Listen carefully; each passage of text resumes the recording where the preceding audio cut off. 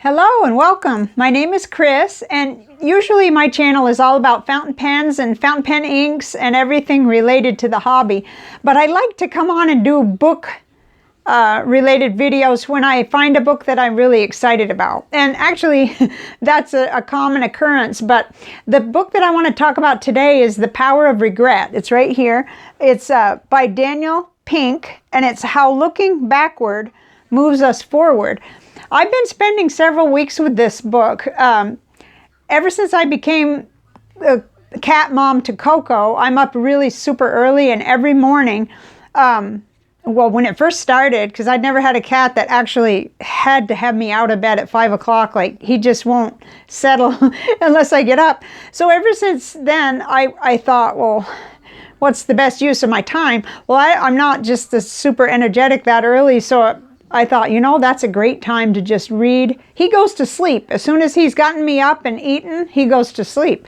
So I get in the books, and I have my CVS caliber notebook and my fountain pens and my water brush, because I love to activate the pens and make boxes around and make it, you know, pretty. Those people that follow me on this channel know all about that, because I've done other videos about that.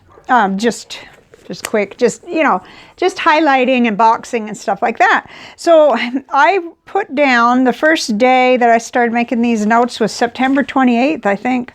September 28th. So well, not quite 2 months with the book, which is a little bit long for me. It was a book that I needed to take slowly and really take good notes, because the longer I stayed with it, the more I realized that I don't have a good relationship with regret. I actually would have said it wasn't that bad, but after reading the book, I realized there are ways that I use regret in a very ineffective way. And there's actually a lot of good that can come from using the tools that he gives us in this book the right way. So I'm hoping I can do this justice. It's a little bit difficult because there's a lot of notes here, and it's hard for me to distill. But I didn't get very far in the book before I realized there was one regret I wanted to kind of use as a sample to apply as I was reading the book, because it was popping up left and right, that about a year ago I sold my car, and it was a great decision at the time, and I thought for a long time that it was a great decision. And then things started happening in our family where I would like my car back, you know. And so I started to really be hard on myself about the decision. And I, you know, no matter how many times I revisited how we made the decision, I was pretty upset. You know, I thought if I had my car, this wouldn't be happening. We wouldn't have this, you know, who's on first base thing. And you know, even though I can drive the truck we have, it's bigger than I like, and we can't be in, you know, two places at once. So anyway, just suffice to say, things were getting crazy, and I was regretting the decision. But he gave some tools on, you know, how to deal with that, so we'll be talking about them.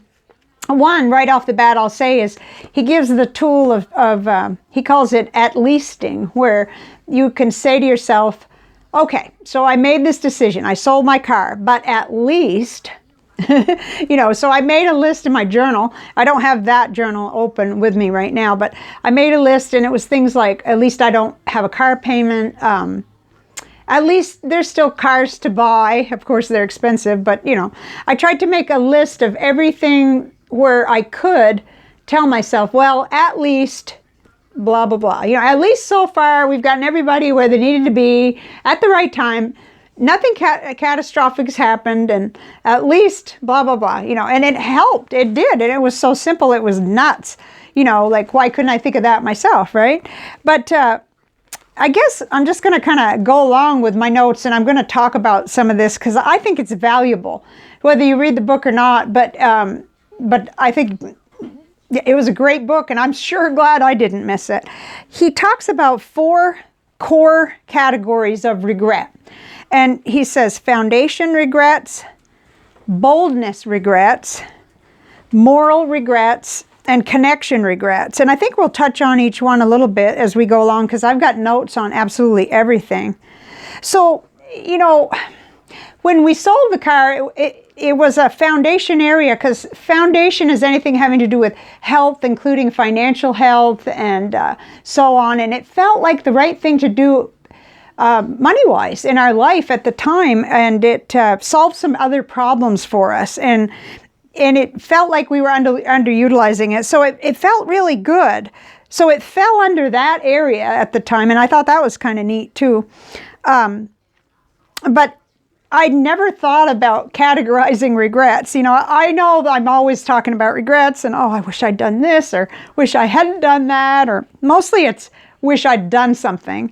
And he talks about that. He talks about studies that they've done. And there was a big section in the beginning about defining regret, but there was one from a psychotherapist, one from management theorists, and a definition from philosophers, which I kind of like that one the best, so I'll read that one. A feeling of unpleasure associated with a thought of the past, together with an identification of an object and the announcement of an inclination to be or have in a certain way in the future. Okay, I might have written that down funny, but yeah. I don't know that I even like that. Okay, let's turn the page. Okay, so actually it didn't go long before we started to get to that at least and if onlys. So he made it clear that you could either say if only, which that's what I was doing about my car. I was saying if only I hadn't sold my car, you know, if only I'd kept it, if only we'd done the repairs or whatever that we were going to do. But you know, I had a big long list of at least. When I did the at least, I felt better. At least I got a great price for it. It was actually, I felt like a criminal leaving with the check. It was like, what? Oh my God. I should have known right then. When they offered me that much for it, I should have run like hell. But, you know, my dad would have said, what were you thinking? You know, if they were willing to offer you that much. So something's going on in the auto industry, right? Well, we knew something was going on, but we kept the newer vehicle that didn't have any problems, but, you know, da-da-da-da-da-da. So, okay. And then he launches in chapter 4 to why regret makes us better. And it does. And then he gives us 3 benefits of regret. But I wrote down escalation of commitment to a failing course of action. Yeah, okay. So that's what we sometimes do, right? And so he's giving... he's saying we often compound bad choices by continuing to invest time, money, and effort versus switching tactics. And see, I kind of felt that way with the car before we sold it. I thought, oh my goodness, what am I going to be doing repairing this car when we barely use it? You know, at the time that was true. Of course, I hadn't ridden in the back of a Tacoma that has basically seats that are made for a 10-year-old. I hadn't had to go on hour-and-a-half trips in the back of a Tacoma at the time when I was thinking that it would be great to sell the RAV4. But anyway, you know, there's so much to be learned in life, and it's going to end up being a learning lesson. Okay, so the 3 benefits of regret. I restarted my notes. I remember I flipped all the way over because it was, let's see, I went from September 28th to October 14th. Something was going on. I guess I was busy or I didn't read much. And it does look like I took notes on his TED Talk. So that's something that I may be able to link for you. The TED Talk he did on this subject, which is great. It's sometimes a way to get a whole lot of information quickly when you watch those. But he gives 3 major reasons that what did I just say? Benefits of regret. One is it can improve our decisions. So, you know, if I can analyze this now, who knows how many more cars I'll fool around with in my lifetime, because, well, you know, I'm going to be turning 59 next month. But when I look back, there's a long car history with me. So I could definitely tell you some horror stories of decisions I made keeping old cars running. So, okay. And then the second benefit is regret can boost your performance. And then the third one is it can deepen meaning. So as we go along, then he talks even more about that. He says your response determines your result. Of course, that's That's so true. And I had to, of course, you know, box it and highlight that Vinta Me Copa ink because I just love that ink.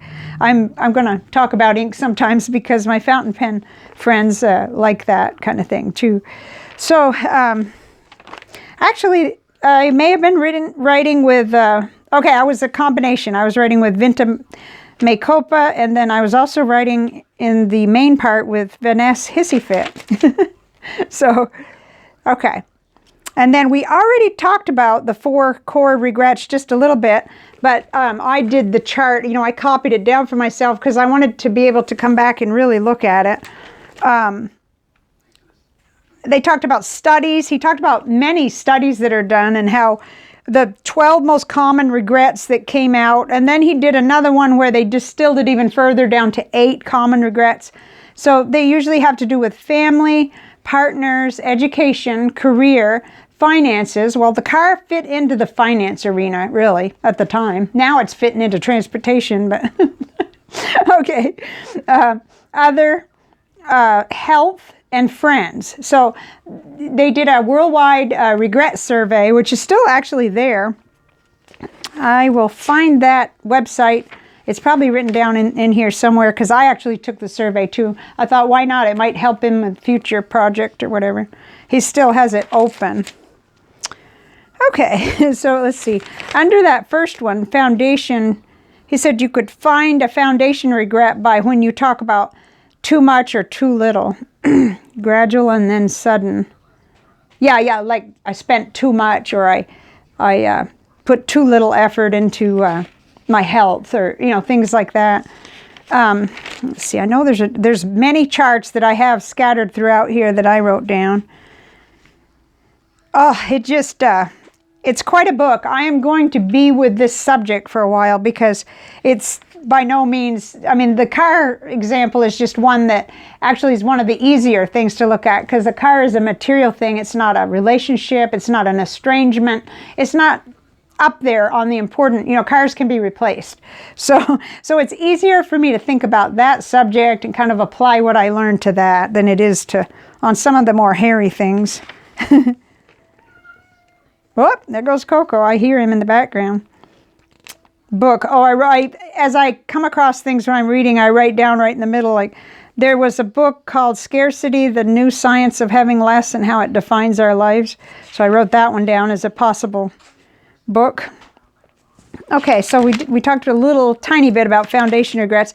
Then the next one was boldness regrets. He told a story about a man that met a girl on a train in Belgium, and you know, he was just kind of, I mean, they struck up conversation and they were just getting along so good, but he didn't take that bold step of maybe staying in the area another day. And they were really, this was before cell phones and all of that, and they didn't get enough contact information. So it was a lifelong kind of thing that kept on coming up with him, with the man that he regretted. And then somehow she wrote him a letter, but she did not leave her return address or her last name. It was just a comedy of errors that he never could get back in touch with her. And it was a huge regret of not being bolder in the moment at the time when they were there on the train, you know, together. So, and then moral regrets always sound like, if only I'd done the right thing. 5 pillars. Huh. Well, this is a neat little chart. Just pulled it up. I must have copied it out of the book, and it talks about you know, the regret and then the so care, harm, cheating, disloyalty, subversion, and desecration. Okay, those were the morality. Those are the 5 types of morality type regrets people had: causing harm, cheating, being disloyal in some way. Authority, problems with authority, and then, desecration, ruining something, I guess. And then connection. We launch right into connection regrets, which they list spouses, partners, parents, children, siblings, friends, colleagues. And a lot of times he was talking about how there's the big rift or the big estrangement or spat or disagreement, but even more common is a drifting away from people and feeling like it's too late because, you know, you just feel awkward. And so he gave a really good tool for this. He said, if you're feeling awkward about reaching out to somebody and you feel like it's maybe it's creepy or weird because you waited too long or whatever, he says, how would you feel if, and then he puts the blank line, so whoever this person is, their name, or reached out to you. Really think about that. And you know, right away, you just feel, I just felt it right away. I felt like, oh yeah, I'd be like, hey, hi, you know, I'm so glad you called, you know, or whatever. But we don't always look at it that way. We're just so touchy, you know. And so I felt like you know, that was worth copying down and boxing, because that's something to ask myself, you know. I'm bad about that, like, you know, and, you know, I have a friend that reached out that I hadn't talked to since, well, really talked to since we were 13, and we moved out of the area, and then had only seen once in all those years. And of course, he got to meet my husband and he got to meet my child that was 2 years old at the time. But then that was it.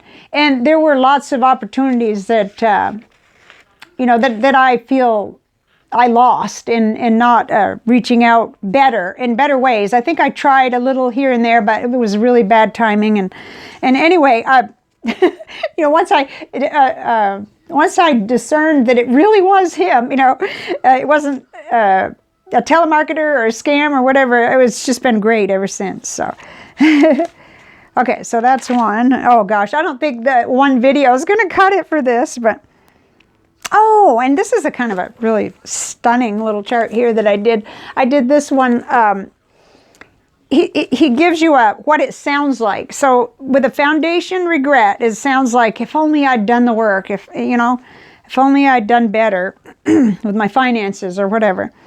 And then he gives you the need that it reveals. So if you have a foundation regret, it's related to stability, you know, in your life, whether it's financial or health or, you know, your basic needs, you know. And then the boldness one, he said, that sounds like, if only I'd taken the risk. And that the need revealed there is growth, you know, probably confidence, like the man on the train that didn't reach out to the girl. Didn't do something, ask for her last name, I guess, you know. That to me, that was really something, that story. They were young, but still, nowadays it would be like Facebook, no problem, right? You know, a moral regret sounds like, if only I'd done the right thing, and the need that reveals is just basic goodness. And then connection regrets sound like, if only I'd reached out, because he did talk about how the door's open until it's closed. You know, in other words, you know, things happen where it's no longer possible. And the need that represents is love. So I really liked that. I thought that was a cheater chart for practically the whole book as far as that goes, you know, that you could kind of say, well, what am I dealing with here if I'm harping on something that I wish I'd done or didn't do or something. Okay, this feels a little bit wrong, because I know I'm not going to do the book justice, but if I can even just, you know, spark an interest in the subject. I think, you know, he opened the book saying that for a long time people had tattooed on themselves, you know, no regrets, and then a lot of the same people got that taken off or whatever. And, you know, I'm not really laughing. I don't think I ever went through a no regrets phase, because I don't think I ever had enough confidence to feel that way.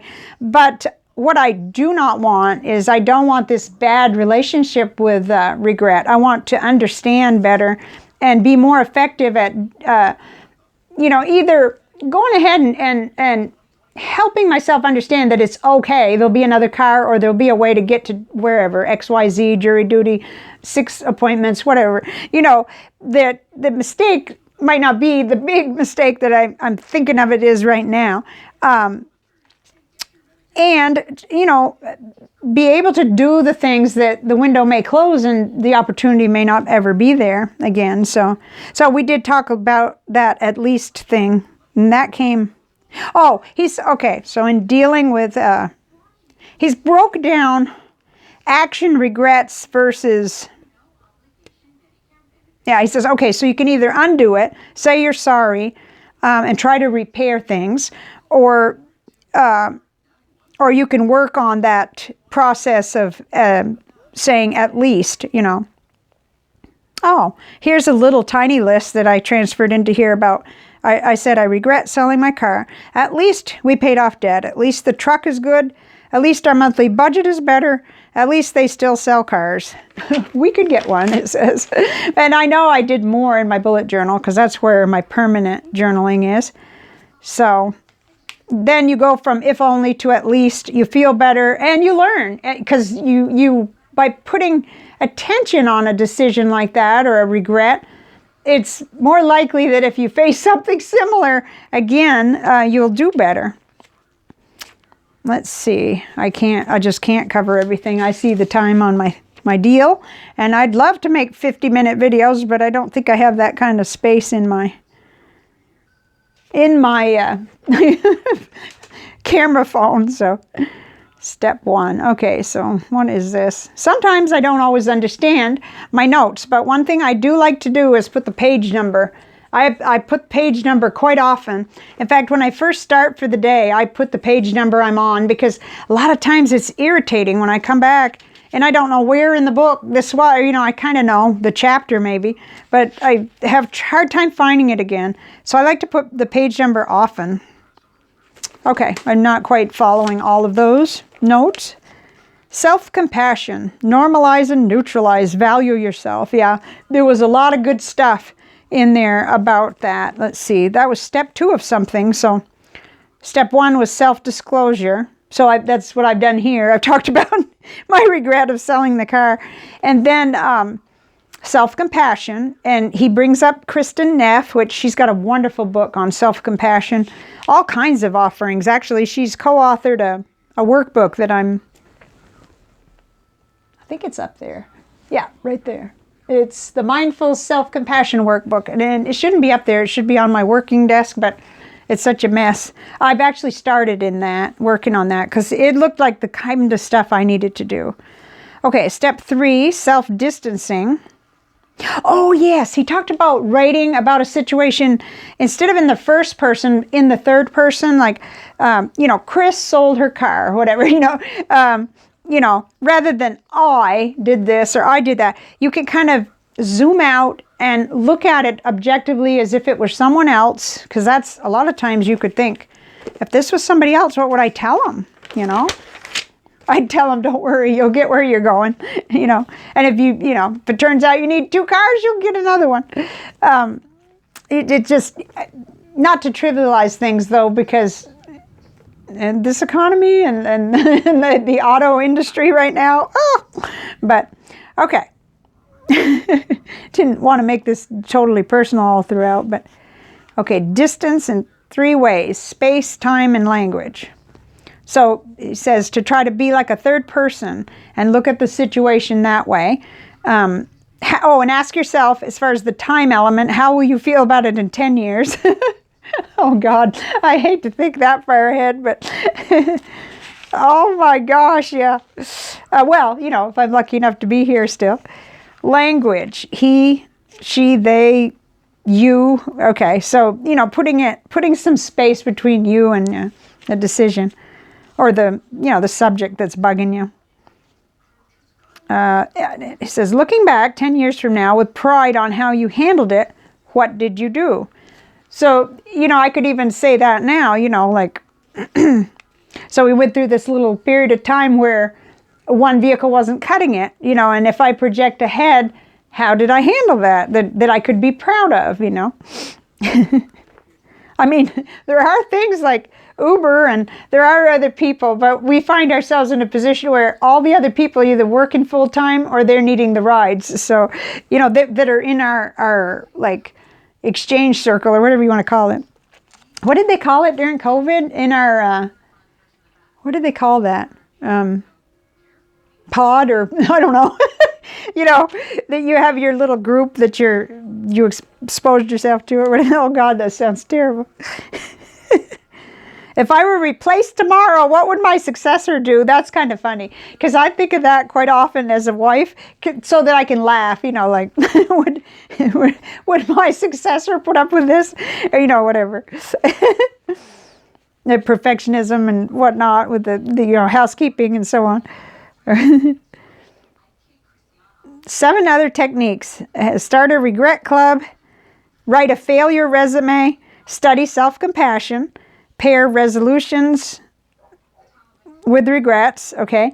Mentally subtract positive events. Oh, that was talking about making sure you don't do that, because we mentally subtract the good stuff and, you know, get after ourselves for the things we do. worldregretsurvey.com. That's where I heard about that. And then a journey mindset. We must be getting, no, there's several more pages. I don't think I'm going to get through them all. Anticipated regret may cause decision paralysis, risk aversion, first instinct fallacies, and lower test scores. So what I found out was that I think it's a lazy thing I do, where I look back and say, well, if only I'd stayed in school and finished my degree, then I would be, you know, I'd have a big retirement now, and I'd have, well, I don't know that, you know. It's so easy to do that to ourselves, just to say, and yet I've had circumstances in my life where I was faced with the exact same problem repeatedly, and I didn't have a better, you know, I made a similar decision again because it was the best decision for me, you know, and I remember thinking, oh, I thought if I was ever presented with this again, I would not, you know, I'd go a different way, but it's still the way to go. So, yeah, okay, here we are. Anticipating regret. You can use that against yourself, or it can be a good thing. He says that a maximizer, and that's me, I found out, is not as happy, and they're more depressed, because a maximizer always imagines the possibilities of something better if only they'd acted differently. So that's what I'm talking about. This book moved the furniture around in my head. There were mornings where I sat there, I'm not going to open that book. I think I'll just get on, you know, YouTube or whatever. But then I'd tell myself, no, books that you want to throw across the room are books that they have something to tell you. And I'm not saying that I was angry with the book. It was just that I knew that I was being shown something about myself that maybe I didn't want to see. And now I'm happy. I made it through the whole book. I learned something. I've already been able to kind of look at this problem more objectively, and it isn't even a problem. I mean, there are taxis, there are buses, you know, just, you know, I'm just never ridden a bus. It's embarrassing. It's crazy. I mean, I did. When I was a kid, I rode a bus to school. But I've never tried to figure out which city bus to get on to get down to City Hall or whatever, the courthouse. Isn't that something? I mean, you know, I wind up being, you know, I'm sure there's 10-year-olds that could do that. Optimize regret. In many cases, anticipating regret can lead to healthier behavior, choices, and happiness. Yet, when you anticipate regrets, we often overestimate them and distort our decisions. If we go too far, maximizing on regret, we make our situation worse. Yeah, I'm sure this is a little muddy at times because these are notes I made to myself. All I can say is I think that this person has a wonderful book here, and that it's very, very helpful, especially if you're a person that's hard on yourself, like I happen to be. With all of the, you know, spiritual work and study and everything else, sometimes you just encounter things that really make you feel like, wow, you know, I if only I had a crystal ball at the time, I would have done something different. Okay, this is recapping. This is a bunch of recapping notes on, you know, action, regret, undo it, or at least it, and then any regret, self-disclosure, So talk about it. In other words, have self-compassion and use that third person to kind of think about, you know, what someone else would do. Okay, so, oh, I skipped a page. Is it new book? Yep, new book. Okay, so almost got to the end. Seize what we can control. Well, that makes sense. I wish I was better at recapping books. I don't tend to. It takes me a long time to integrate new information and really work with it, but boy, I felt like even just one of those tools was so powerful to me. So the next book that I'm reading, and I'm not really done with The Power of Regret, because I've got those notes and I go back over them quite a bit now to see, am I still kind of working with what I learned. But I have it in my Lockbee, the book that I'm reading now, and I love using it this way. It's perfect size. It came up because Manuel had a test he had to go to, and I needed something to read, and I kind of did. It's not that this book was bad or anything, but I just didn't, I wanted a book cover for it. So the book I'm reading is The Anxiety RX by Russell Kennedy, MD. He has a wonderful YouTube channel.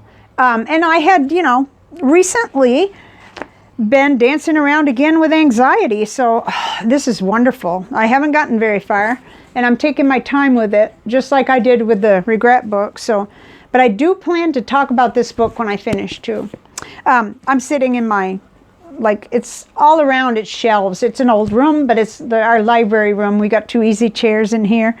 I bet this coffee is stone cold, and I don't need it. I don't need to be any more hyper, but I've only drank like two sips of it. So I think that's everything, and it should be, because I've gone kind of long here, but we got a cold front, so it just seemed like a really good day to talk about books. And all summer long, I read Elvis books. I must have read a dozen books about Elvis. And then I got this most recent one here, the big one that I think is just so pretty. I can't stand putting it in where only the spine shows. It's about the 68 comeback special. So anyway, that's a book, and it has a lot of good pictures in it. But and I don't ever buy books like that, but it just caught my eye, and I'm so glad that I got it. So this all happened because I was waiting for the new movie to come out, the Baz Luhrmann edition of, you know, the Elvis movie. And while I was waiting, I realized, you know, I read all these books in the past. I read the 2-part biography, Last Train to Memphis and Careless Love years ago, way long time ago, but I read them from the library.